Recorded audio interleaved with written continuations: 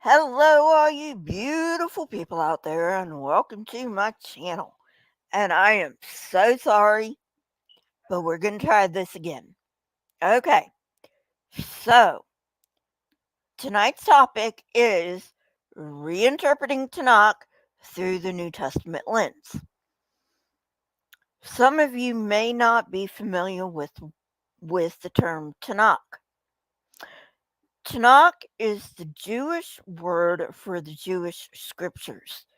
And they prefer the word Tanakh, and I try to be as sensitive as I can. So I'm going to use the word Tanakh. Okay. Now this is important because people, Christians, I should say, Christians try to interpret Tanakh through a New Testament lens, even though the New Testament, hey, Atlarky, even though the New Testament came later than Tanakh. Okay? So, what are a few things that the Christians reinterpret in Tanakh through a New Testament lens? Well, there are many. Okay, there are many. Um, and these are in no particular order. Um, if you saw John Pendleton, my last John Pendleton debunk, I pointed out that um, nowhere, nowhere in the Cain and Abel story does God say, "Bring me a sheep as sacrifice."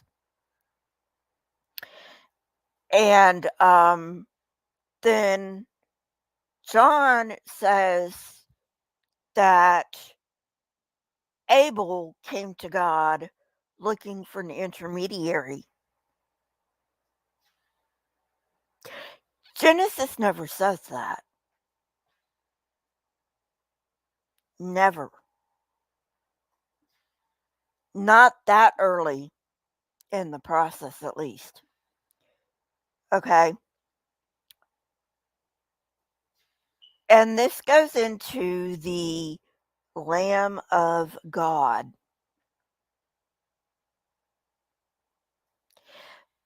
because they get a Lamb of God not only from the sheep that Abel sacrificed, but the sheep that the Jews would sacrifice. Okay, so that's the first reinterpretation that I have to point out.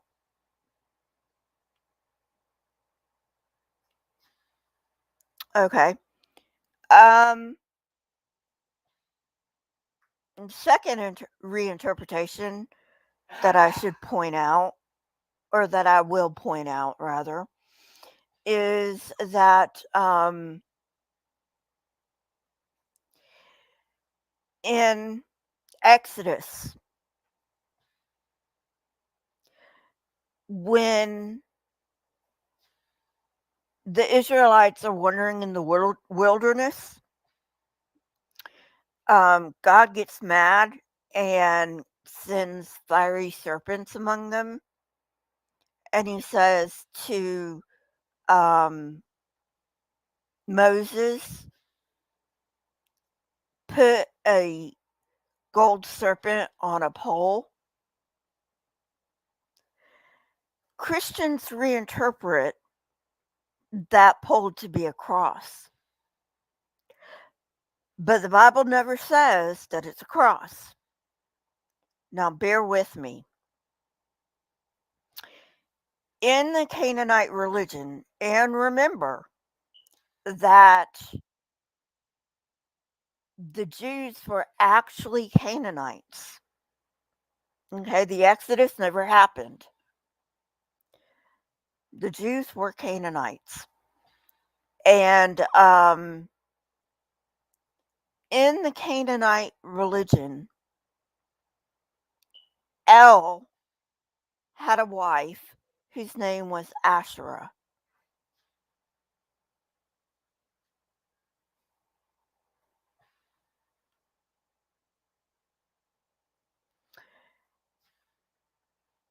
Fun fact, the serpent was Asherah's symbol. So when this was written, they were basically paying homage to Asherah.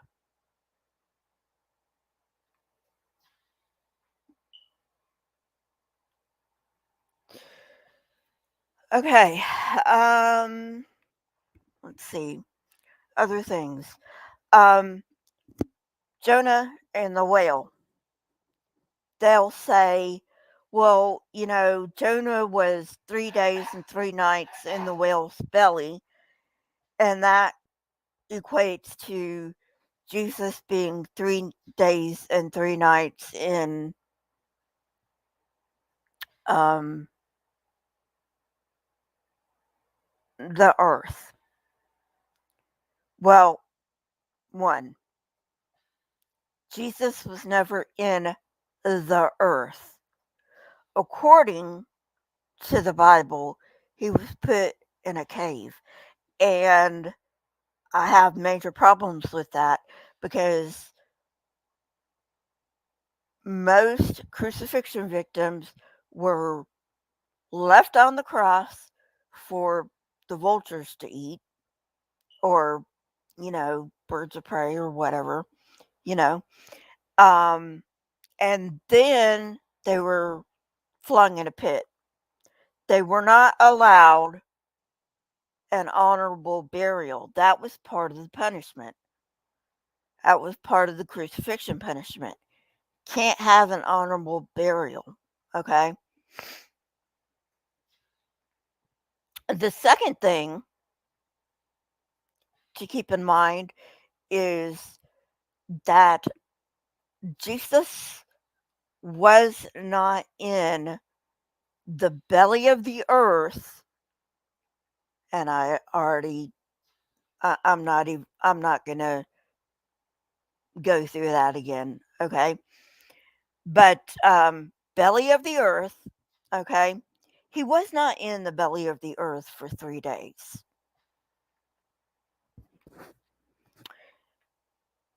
The sixth hour would have been 3 p.m. Okay. So if we are to take the story literally, he died at 3 p.m. on Friday. Okay. So then you've got 3 p.m. on Saturday. So that's 12 hours. And then, according to the Bible, he resurrected before dawn on Sunday. So that's not even 24 hours that he was dead. Not even a day. Well, I mean, okay, let's see. No, it was a day. I'm sorry. Wasn't 2 days. It wasn't even 2 days, you know. And they want us to say it was 3 days. They want to sell us on the idea that he was dead 3 days. How does this make sense? Okay. Then we have Isaiah, and there's two passages from Isaiah, and maybe more, but two I want to totally talk about. One is the suffering servant, and that's in Isaiah 53. Christians are going to say the suffering servant is Jesus. You have to read the thing in context. Read Isaiah 52 because Isaiah 52 makes very clear who the suffering servant is. And the suffering servant is not Jesus. The suffering servant is Israel. Read Isaiah 52. I'm not making this up. I am not making this up. Second thing in Isaiah, Christians will say the mighty God, and I can't remember, Atlarchy, try to, you might be able to help me on this one. Um, which Isaiah passage does it say, and he shall be called Wonderful Counselor, the Mighty God, blah, blah, blah, Prince of Peace?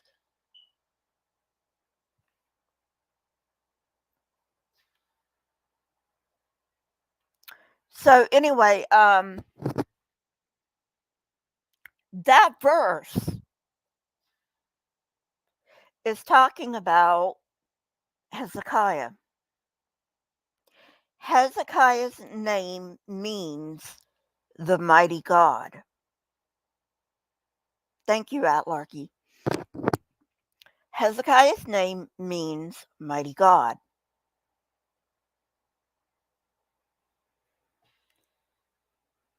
All right.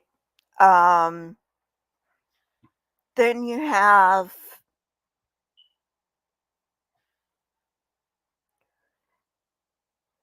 staying with Hezekiah. Isaiah says, before the child knows to choose the right and reject the wrong, and I may not be getting the wording exactly, but it's along these lines. Before the child knows to choose the right and reject the wrong, the two kings whom you dread will be laid waste.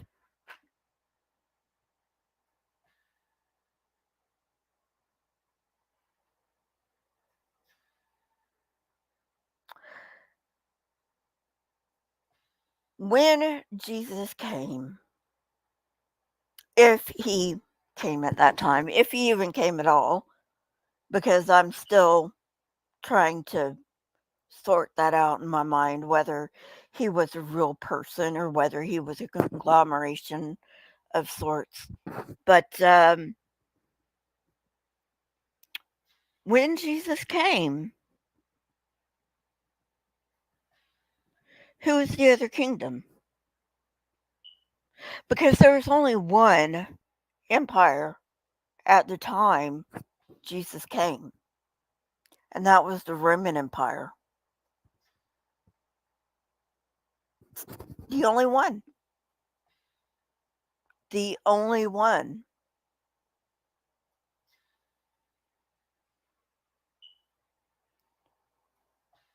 And it certainly wasn't laid waste before Jesus knew. Thank you, Outlarky. Isaiah, Isaiah chapter 9, verse 6.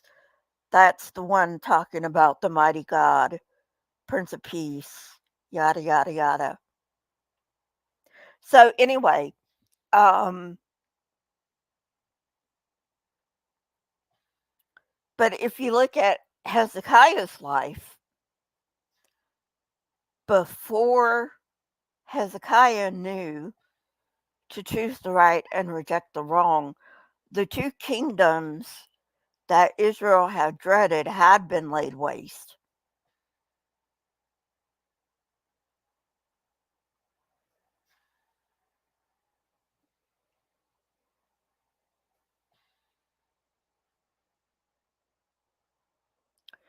So um,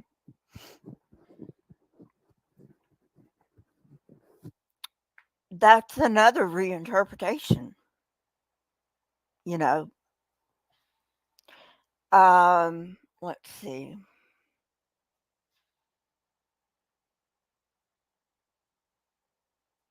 There are others. Um,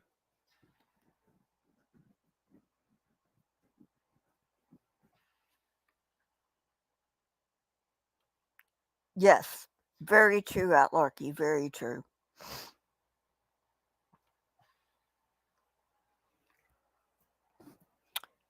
So,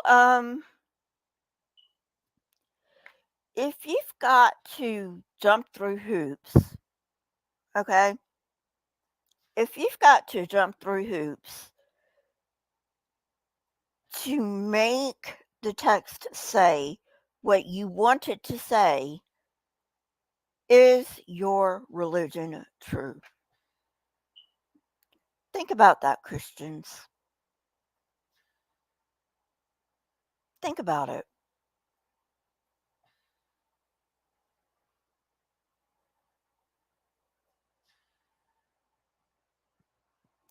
Now, I could get into messianic prophecies that Jesus did not fulfill, but I'm not going to get into those right now, mainly because I don't have all of them written down. Um, and I want to make sure I have all of them. Uh, but let's just say there are messianic prophecies that Jesus did not fulfill.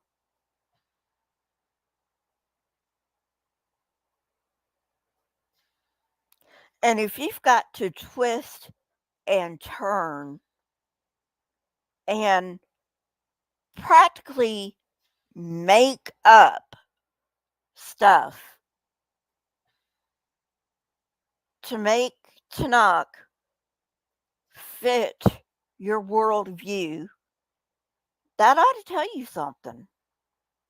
Okay? Last one, and then I'll go. Um,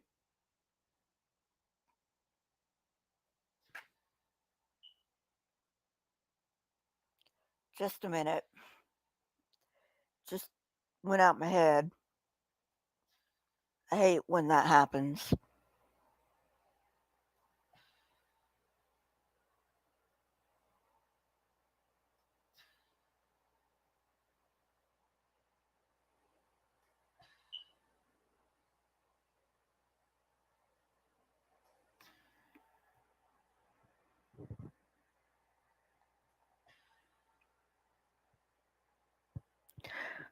Let me talk and maybe it'll come back. And if it doesn't come back, it wasn't really that important. I mean, it was important, but I didn't write it down and sometimes even important stuff just pew. Um so anyway, oh, Satan. Where in Genesis does it say that the snake that was in the Garden of Eden was Satan? Chapter and verse.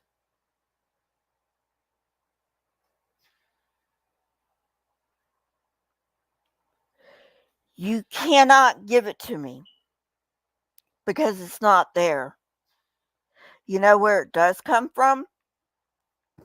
It comes from the book of Revelation, which, by the way, was not the only revelation that was written. It's just the only one that was included in the New Testament. Believe me, the Apocalypse of Peter or the Revelation of Peter is a lot stranger than the Apocalypse or the Revelation of John. Uh, so when Christians say that it was Satan in the Garden of Eden, they don't get that from Genesis. they get it from Revelation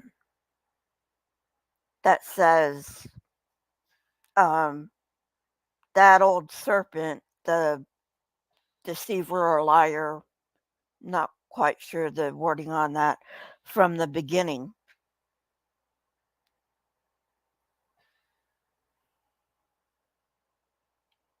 Haven't heard about that one.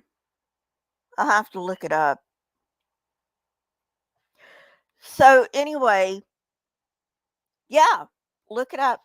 There's nowhere in Genesis that says that the serpent in the Garden of Eden was Satan.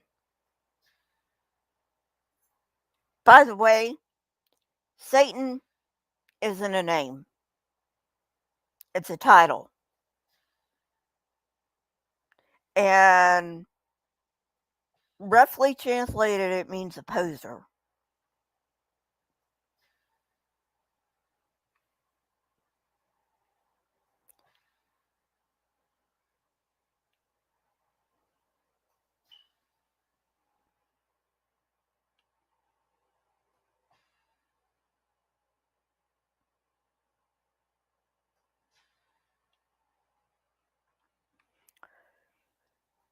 So, those are just a few things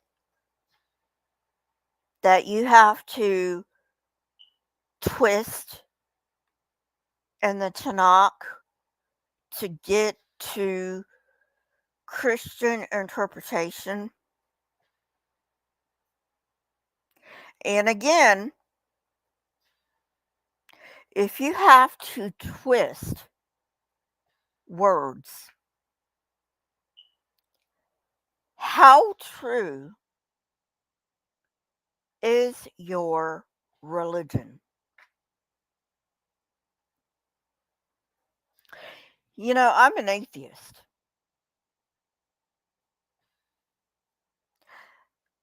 but if I was to go back to a religion,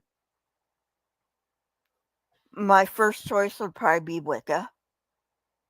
I was a Wiccan in the past, okay? I'll get into that later. But probably my second choice would be Judaism.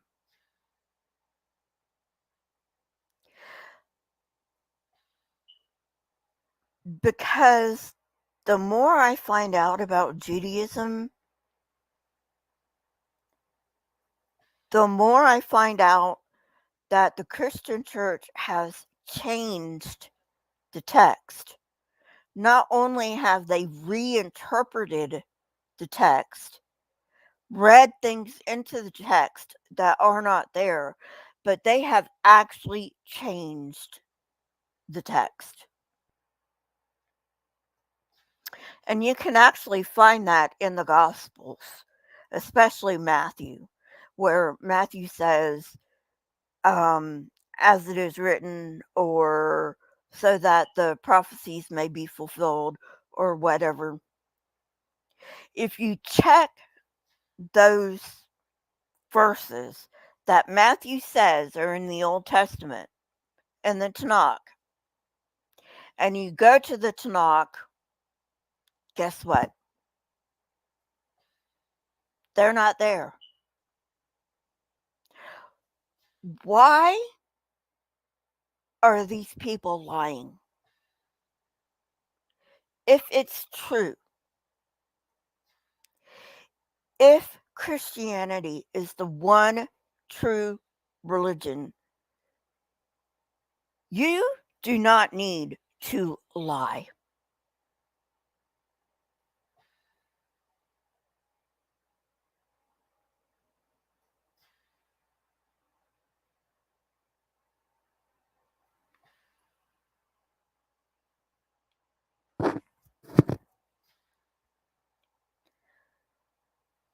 Let me say that again.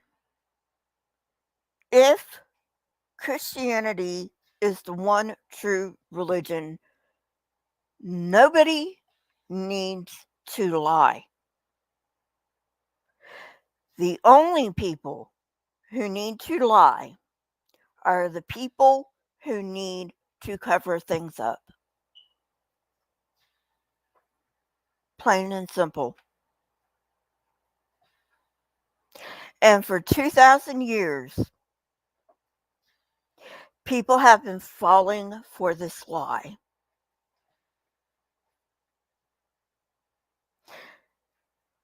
Now, going back to what I said about Judaism, I don't really believe Judaism is true either. But I can see it being a hell of a lot truer than Christianity.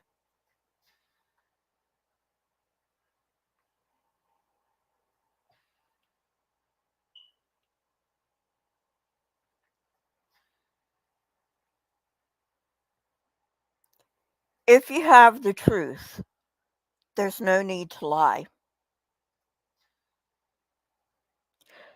Christians, you have been lied to.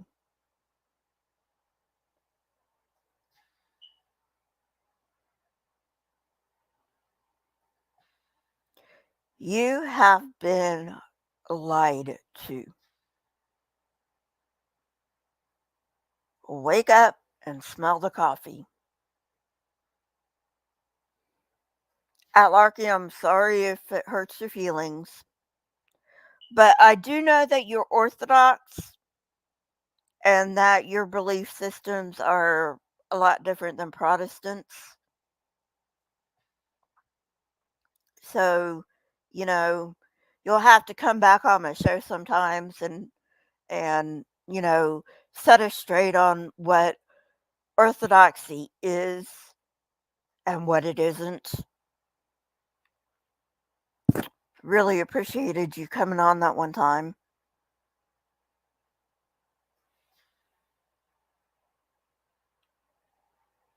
Ah, thank you.